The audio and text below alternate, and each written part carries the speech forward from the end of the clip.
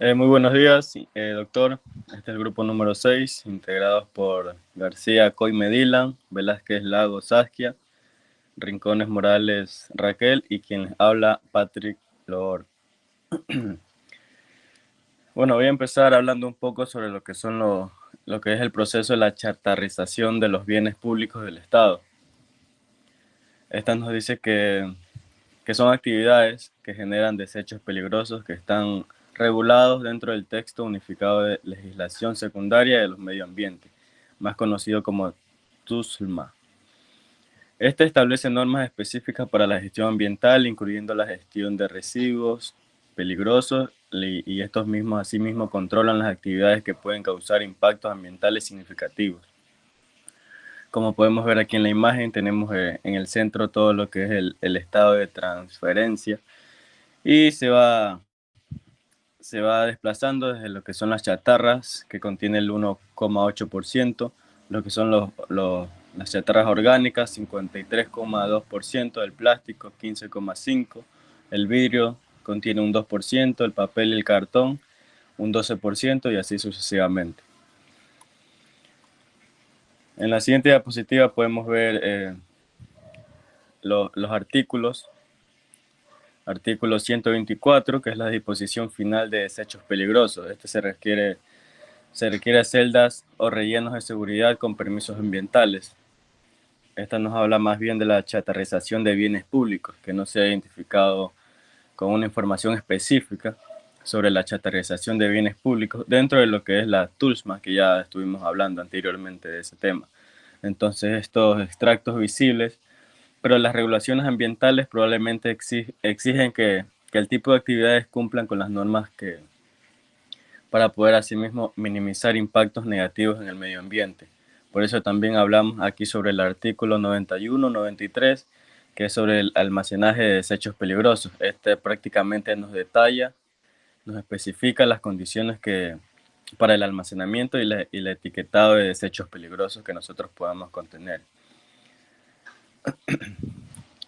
También podemos ver la regulación de un control. Nos habla de la regulación del control, que dice que los desarrollos políticos de reglamentos, normas y direcciones, esos se mantienen enlazados con el químico y desechos peligrosos.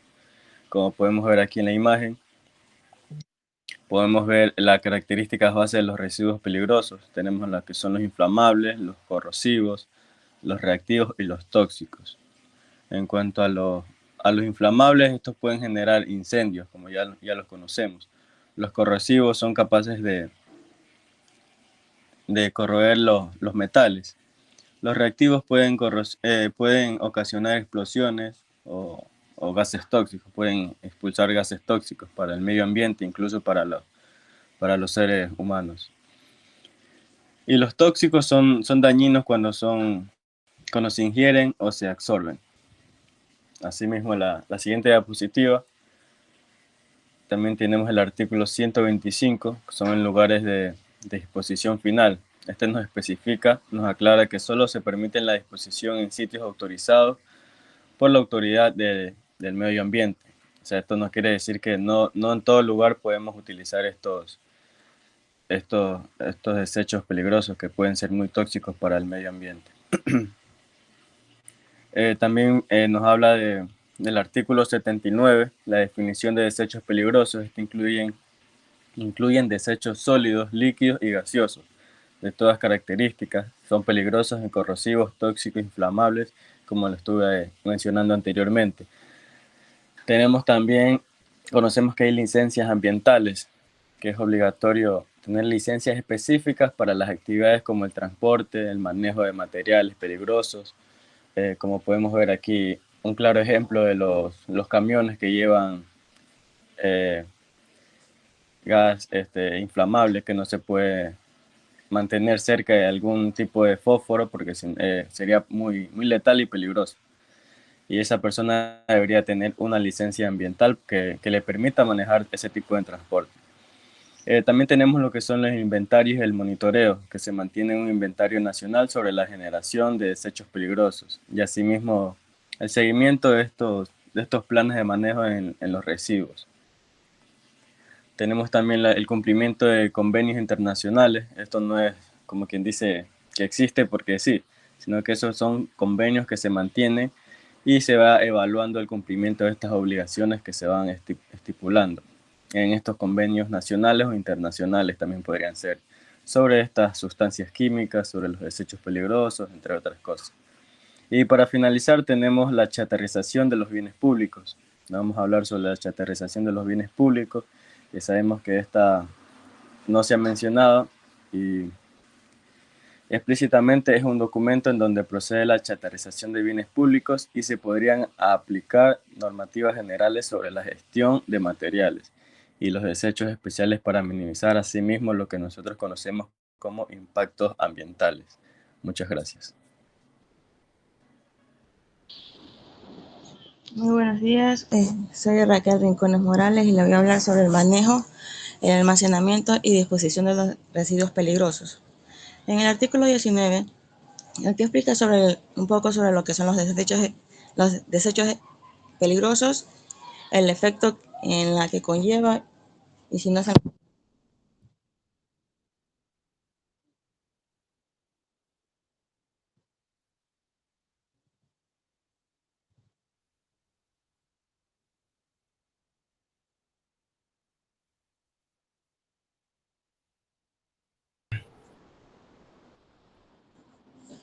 Bien.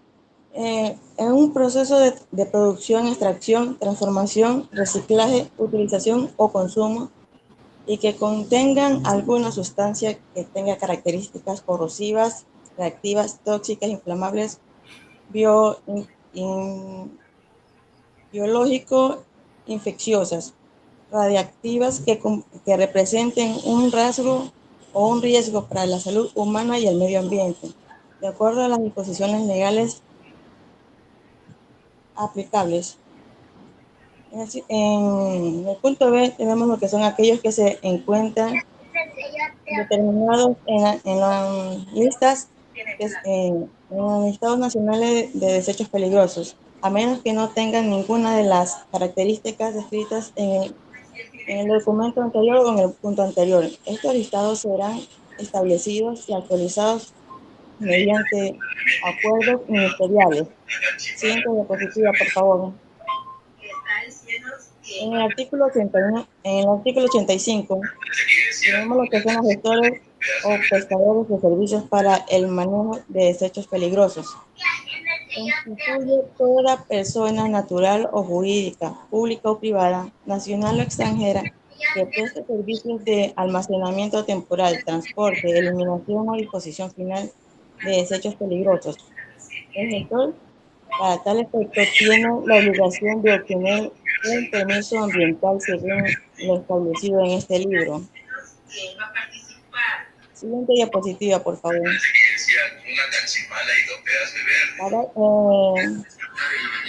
Parágrafo 2. Almacenamiento. En el artículo 91, el almacenaje de los desechos peligrosos. Estos desechos deben permanecer envasados, almacenados y etiquetados, aplicando para el efecto de las normas técnicas pertinentes establecidas por la Autoridad Ambiental Nacional y la Autoridad Nacional de Normalización, o en su defecto, normas técnicas aceptables a nivel internacional, aplicables en el país. En el artículo 93, hablaremos sobre los lugares para el almacenamiento de los desechos peligrosos.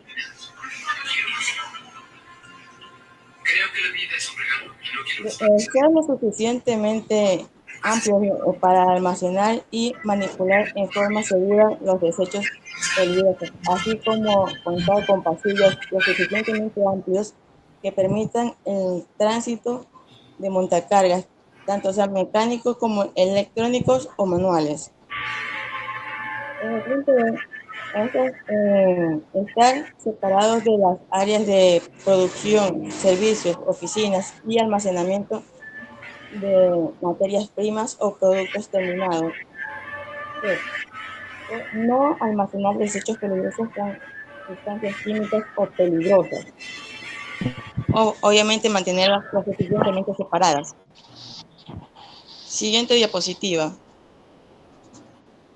Como último punto tenemos la prohibición de descargas, infiltración o inyección de efluentes en el suelo y subsuelo.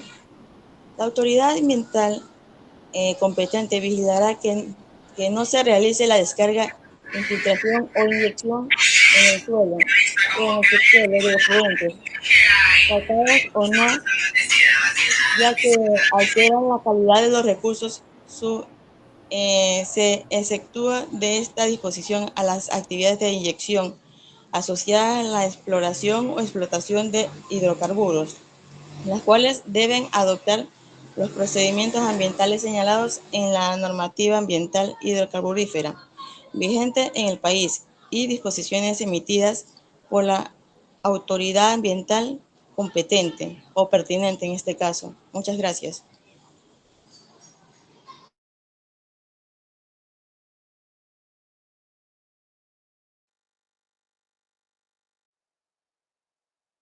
Buenos días, doctor. Yo soy Diana García Coime y quiero hablar sobre las actividades que degradan la calidad del suelo.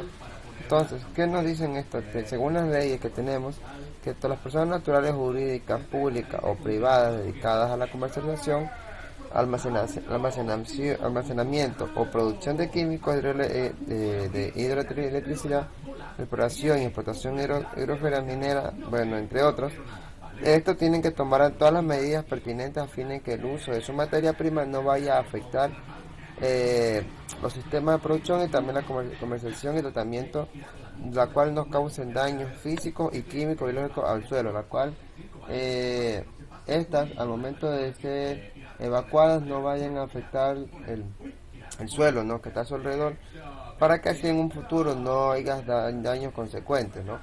Tenemos también lo que son los talleres mecánicos, lubricadoras, la cual así como estaciones de servicio o cualquier otra actividad industrial, comercial o servicios que dentro de sus operaciones maneje y utilice hidrocarburos y sus derivados, la cual deberá realizar sus actividades en área pavimentada o impermeabilizada. Bueno, aquí tenemos según las leyes o los artículos que según el TUSLAS están embarcadas, ¿no? Tenemos lo que son los suelos contaminados, tenemos en el artículo 4.3.1.1 que las causantes o responsables por acción o omisión de contaminación al recurso del suelo por derrames, vestigos, fugas, almacenamiento, abandono de materiales peligrosos deben proceder a la remediación de la zona afectada. ¿Qué quiere decir? Que en el momento que hay algún derrame de petróleo o ya sea por introducción de desechos electrónicos, tienen que ser reparados. ¿Sí? Tienen que buscar la manera de cómo reparar la contaminación que han hecho en la misma. También que en el artículo 4.3.1.2 las autoridades ambientales competentes deben exigir al causante y responsable la remediación integral, restauración del sitio contaminado y el seguimiento de las acciones de remediación hasta alcanzar los objetivos o valores establecidos en la presente norma. También tenemos que cuando las autoridades ambientales competentes determinen que el suelo se encuentre contaminado, la persona natural o jurídica, pública, ya sea pública o privada, tanto nacional o extranjera, tiene que hacerse responsable y adoptará los siguientes procedimientos de informe, el cual será entregado en el término que la autoridad ambiental competente determine, la cual y conforme a los mecanismos estipulados en el presente libro, o sea el TUSLA, deberán ser presentadas en sus determinados tiempos. Ahora tenemos cuáles son las características del área de influencia directa. Cuáles son estas características que se deben tomar en cuenta: la ubicación geográfica en el sitio, la ubicación respecto a zonas aledañas de interés, las condiciones locales en la zona, precipitación y riesgo, nivel de freada activa de la zona, correntía, ubicación de cuerpos en aguas aledañas, ya sea pozos para protección de agua en uso, clausurados o en proyectos. También tenemos las condiciones climáticas y dirección del envío, la caracterización del suelo, uso del suelo residencial, comercial, industrial, agrícola. Entonces, estas son las características las cuales debemos tomar en cuenta al momento de que si vamos a tener una industria o vamos a desechar estos materiales electrónicos, tenemos que tener en cuenta todas estas características. También tenemos que tener la determinación del origen de la contaminación. Tenemos que saber de dónde se va a originar la contaminación. Tenemos Características de la actividad que da origen a la contaminación, como la exploración o explotación del recurso. Procesos industriales, centro de almacenamiento o transporte de productos químicos, terminal marítima o terrestre, estación de transferencia, centro de transferencia, ductos, polioductos. Tenemos lo que son los rellenos sanitarios, botellas de sistema y de tratamiento de desechos. Y también lo que son los tratamientos de desechos electrónicos que no se puede pasar por alto. Entonces, eso es lo que puedo acotar sobre este tema. A continuación, mi compañera.